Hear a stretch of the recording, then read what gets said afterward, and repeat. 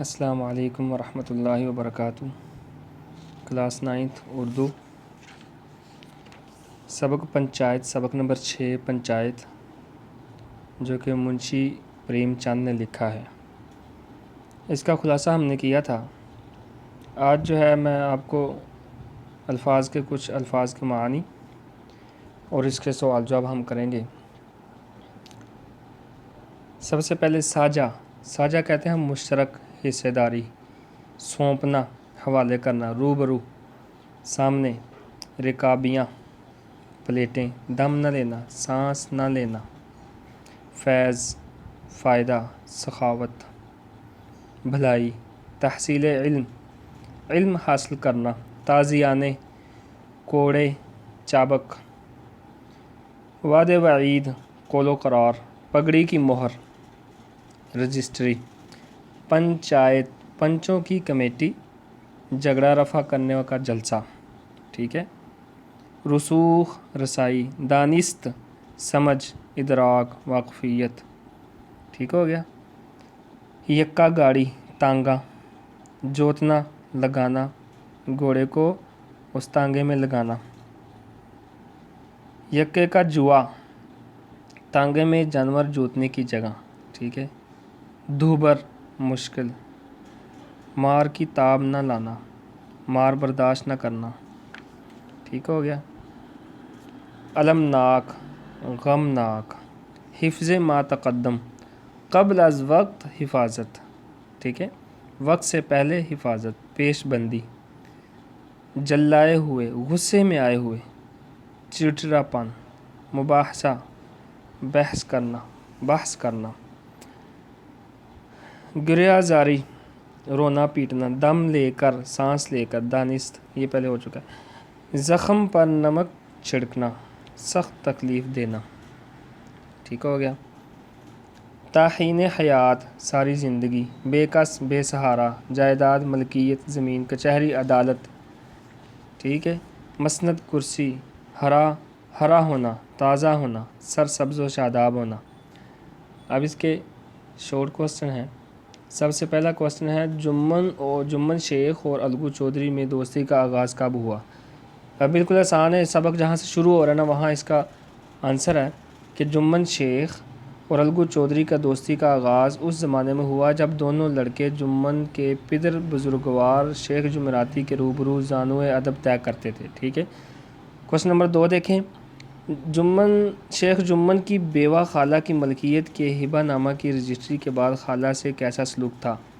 اس کا جواب یہ ہے کہ شیخ جمن کی بیوہ خالہ کی ملکیت کے ہبہ نامہ کی رجسٹری کے شیخ جمن کے نام ہو جانے کے بعد شیخ جمن نے بوڑھی خالہ کی خاطرداریاں ختم کر دیں۔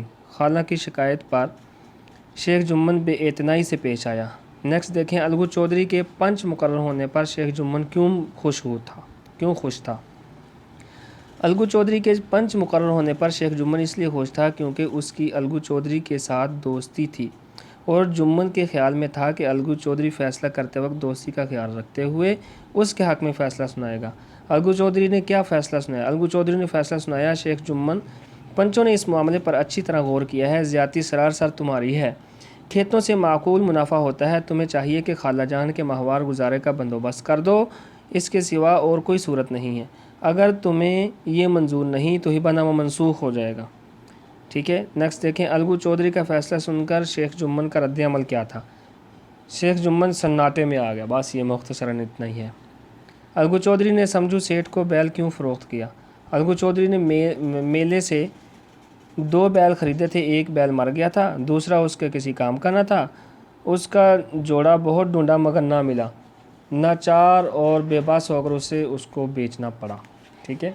آگے، سمجھو سیٹھ نے الگو چودھری سے خریدے ہوئے بیل کے ساتھ کیسا سلوک کیا؟ سمجھو سیٹھ بیل کو منڈی لے گئے، وہاں کچھ سوکھا بھس ڈال دیا اور غریب جانور ابھی دم بھی نہ لینے پاتا تھا کہ پھر جوت دیا، مہینے بھر میں بیچارے کا کچھ عمر نکل گیا۔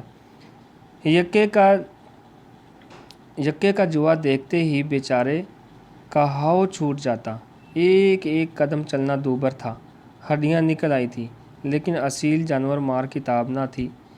ایک دن چوتھے کھیوے میں سیٹھ جی نے دونا بوجھ لادا दिन भर का थका जानवर पैर मुश्किल से उठते थे।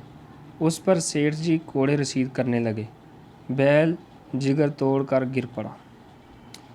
कुछ देर चलना चाहा, लेकिन बिल्कुल कदम ही नहीं उठ रहा था तो बैल गिर पड़ा।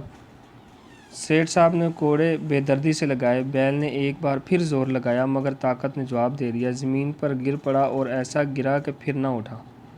ये है। नेक्स्ट देखें, अलगू चौधरी और समझू सेठ ने कौन सा तनाज़ा पंचायत के सामने पेश किया। अलगू चौधरी और समझू सेठ ने बैल का तनाज़ा पंचायत के सामने पेश किया। शेख जुम्मन ने फ़ैसला सुनाते हुए इंसाफ के उसूलों को कहाँ तक पूरा किया। शेख जुम्मन को अपनी अज़ीमुश्शान ज़िम्मेदारी का एहसास था। उसने इंसाफ के तमाम उसूलों को पूरा किया। ठीक हो गया। ये मुख्तसरन सवाल थे जो मैंने आपको कर दिए। आगे खाली जगह तो बोर्ड में आती नहीं है। ठीक है, बस ये इतना ही है। अब इसके हमारे शॉर्ट क्वेश्चन भी हो गए हैं और इसके जो है ना खुलासा भी हो गया है। अब हम सिर्फ इसके पैराग्राफ की तशरीह करेंगे। ठीक है,